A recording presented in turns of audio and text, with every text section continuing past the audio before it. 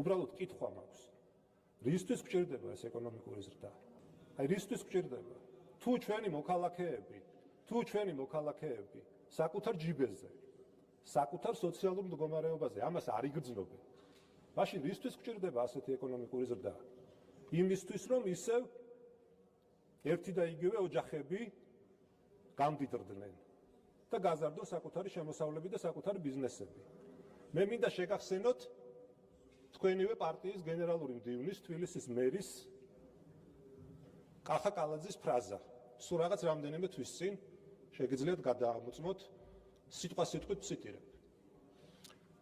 რა გიკვირთ, როდესაც მსხვილი ბიზნესის უმრავლესობა და დააკონკრეტა 99% არის ქართული ოცნების შემომწირველი. ანუ ამით არა. გასაკვირი სწორედ ის არის, რომ გვიჩნდება საფუძვლიანი ეჭვი, როდესაც ასე თავგამოდებით იცავთ ბიზნესებს და მათ მილიონიან მოგებებს და არ გინდათ, რომ ადამიანებს ელემენტარული ღირსეული ანაზღაურება ქონდეთ, მათ მოგებებს იცავთ. იმიტომ რომ ისინი მერე თქვენ გაფინანსებენ პირდაპირ თუ ირიბად და მარტო პირდაპირი დაფინანსებაც რომ ნახოთ, რამდენ შემოწირულობას ღებულობს ოცნება. რა შუაშია შედარება? არ ვსაუბრობ ხა რეჟიმზე. იმ რეჟიმის შემოქმედებს ესაუბრე. კაცო, მე რას მირჩევ საქმეს? რა არის დემაგოგია? მინიმალური ხელფასია დემაგოგია? დემაგოგია ისე ას არ გამიტარებ, კაცო, ვისთანაც არ გაგიტარებია, იმას ნუ გაუტარებ კიდევ. ხო და ეხა ძდილობა იქონიე. და ეხა რეჟიმის დანაშაულებზე მე რას მელაპარაკები? ელაპარაკე იმ რეჟიმს. გარეშე გთხოვთ საუბარი არის. და მე გელაპარაკები ადამიანის ღირსეულ ცხოვრებაზე, რომელიც უნდა იყოს გარანტირებული ამ ქვეყანაში და ამაზე პასუხისმგებლები თქვენ ხართ, თითეული თქვენგანი. სადე, აბა როგორ არ გამიტარო, მიდი კიდევ ერთხელ. ხო და აი ნახოთ. რას მიიღებ საპასუხოდ იმასაც ნახავ.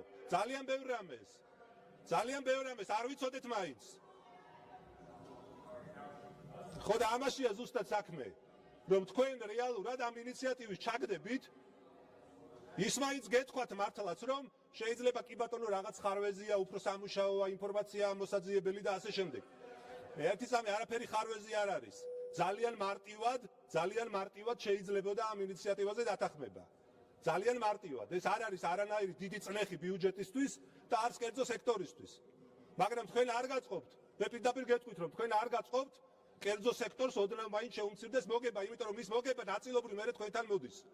და გაზრდილ ფასებზე რომ საუბრობთ, ისიც გახსოვდეთ, რომ პირდაპირ თუ ირიბი გაგებით, სწორედ პარტია ქართული ოცნება ზის იმ ფასების წილში. იმიტომ რომ იმ ბიზნესების კოლოსალური მოგებები მერე თქვენთან მოდის თქო გეუბნებით, გნევად ოფიციალურად და გნევად არაოფიციალურად, ასეა ეს. და გაზრდილ ფასებზე თუ ვინმე არის პასუხისმგებელი, პირველ რიგში ხართ თქვენ. თქვენი არასწორი სოციალურ-ეკონომიკური პოლიტიკის გამო. და რეალურად რა მივიღეთ? მე ნამდვილად არ მიკვირს და როგორ გითხრათ, არ მაქვს არაფერი საწინააღმდეგო ამ ქვეყანაში ძლიერი ოჯახების და მდიდარი ადამიანების და თუნდაც მილიონერების. მაგრამ გასაგებია, როდესაც ამ პარლამენტის თქვენი უმრავლესობის შემადგენლობაში ყოველი მეორე მილიონერია, მათთვის რთულია ამაზე საუბარი, უბრალოდ ძალიან რთულად აღიქვამენ. რა მნიშვნელობა შეიძლება კონდეს 180,000 ადამიანისთვის 500 ლარით მინიმალური ხელფასის ზრდას? რთული გასაგებია. იმიტომ რომ ეს 500 ლარი, რაც მათთვის სასიცოცხლოდ მნიშვნელოვანია, ბევრი თქვენგანისთვის ერთი ლანჩია. ეს არის აქ პრობლემა და ძალიან რთული გასაგებია და აღსაქმელია. ამიტომ შეიძლება ვიყო მილიონერების წინააღმდეგი პარლამენტში და არა იმიტომ რომ ზოგადად მაქვს ამასთან დაკავშირებით რამე პრობლემა.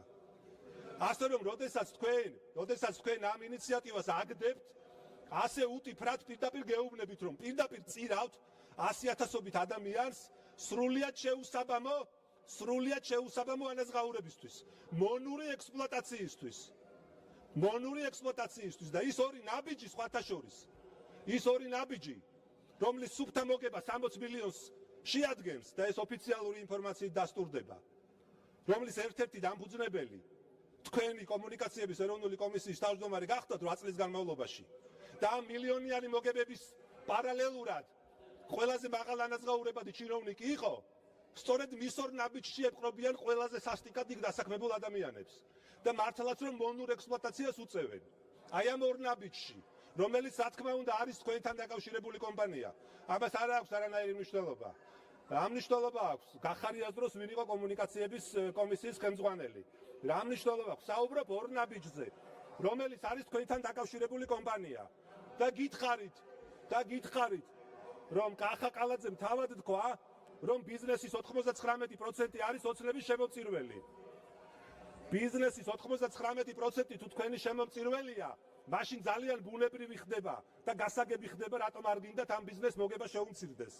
ელემენტარულად მცირედით მაინც იმის გამო, რომ საკუთარ თანამშრომლებს ანაზღაურება გაუზარდონ. და კიდევ ვიმეორებ, თან რაზე საუბრობთ? 1050 ლარზე. 1050 ლარზე, რომელიც არის მართლაც მინიმუმის მინიმუმი. და ესეც არ გვემეტება ჩვენი მოქალაქეებისთვის. ესეა, ამას ვლაპარაკობ ზუსტად, აი როგორც გესმით და რაც გესმით, სიტყვა სიტყვით ამას ვლაპარაკობ. სიტყვა სიტყვით ამას ვლაპარაკობ. და ბიზნეს ექნება იმის საშუალება ვისაუბრე ამაზე, რომ ადაპტირდეს ამ ახალ წესებთან. ამ ახალ წესებთან. კარგად მოიკითხეთ, რა ხდება სუპერმარკეტებში, რომლის ფასებმა თითქოს ასე ძალიან შეგაწუხეს და ახლა აღმოაჩინეთ, რომ ძალიან მაღალი ფასებია და როგორი მონური ექსპლუატაცია მიდის იქ თანამშრომლების, რომლებიც მოლარე ოპერატორებიც არიან, დამლაგებლებიც, მიმწოდებლებიც, აღბრიცხველებიც და ყველაფერი ერთად. 8 საათის მაგივრად 16 საათი ამუშავებენ და ისიც რამდენ ლარზე? 750 ლარზე. ეს არის დღეს საშუალო სტატისტიკური ხელფასი საცალო სუპერმარკეტების ქსელებში დასაქმებული ადამიანების. და ის არ გინდათ, რომ ადამიანებს რამდენიმე ასეული ლარით გაეზარდოთ ხელფასი. ეს არის პირდაპირი რეალობა და ყველაფერს თავის სახელი უნდა დაერქვას.